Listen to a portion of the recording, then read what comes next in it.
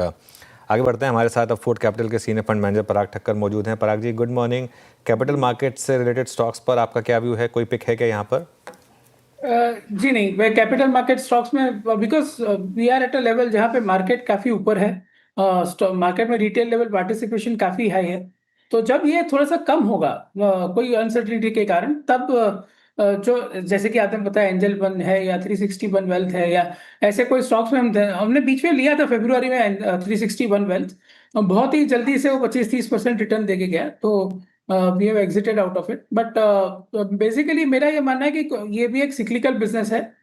जब साइकिल खराब हो तब लेना चाहिए, ना कि जब साइकिल एकदम बढ़िया हो। ऑफकोर्स ये जेन स्ट्रीट का जो मामला था उससे थोड़ा सा सेंटिमेंट डगमगाया था ये सेक्टर के लिए, बट अभी वापस रिस्टोर हो गया बहुत ही जल्दी।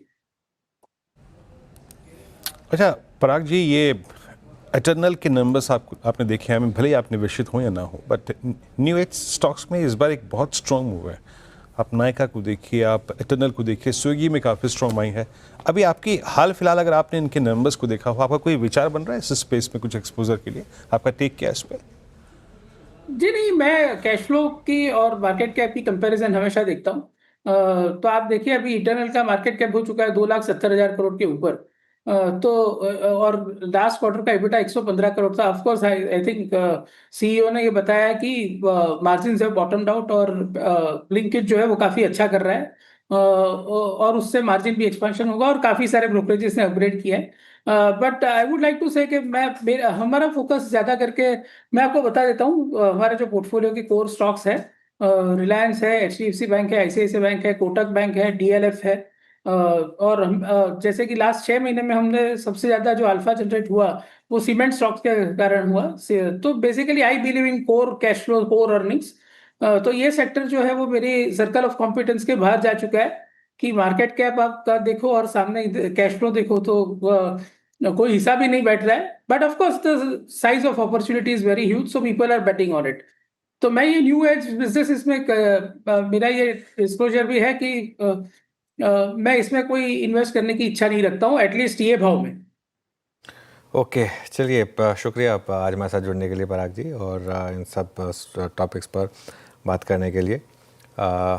ओके, एक्चुअली सॉरी पराग जी, एक सवाल रह गया था आपसे, अगर हैं पराग जी हैं क्या हमारे साथ? ये तो आपने कोई स्टॉक ऐड किया है क्या रिसेंटली, और रिलायंस पर क्या व्यू होगा कल के वो नंबर्स के बाद जो रिएक्शन आया उस पर? बेसिकली रिलायंस के नंबर्स जो है उसमें लोगों को 3 से 4% इबिटा डिसअपॉइंटमेंट दिखा है। लेकिन उसका एक कारण था कि रिफाइनिंग में शटडाउन था, और रिटेल में ये क्वार्टर सबका ही ठंडा गया है, बिकॉज एक तो समर था और फिर अर्ली ऑनसेट ऑफ मॉनसून हो गया था। तो मेरे हिसाब से retail should fire back after the festive season which is starting after 15 days. और रिफाइनिंग में भी इस बार कोई शटडाउन नहीं है, तो यहाँ से इंप्रूवमेंट ही होनी चाहिए। प्लस डिजिटल बिजनेस में जहाँ पे 18,000 करोड़ का एबिटा आया है, और वो बहुत ही काफी अच्छा एबिटा था, 20% ग्रोथ था, और वहां पे तो वो जर्नी चालू ही है। तो मेरे हिसाब से 20 लाख करोड़ के मार्केट कैप में आपको 1,40,000 करोड़ का कैश प्रॉफिट मिल रहा है, वो बहुत ही अट्रैक्टिव है। मेरे हिसाब से Reliance is a very great contra bye.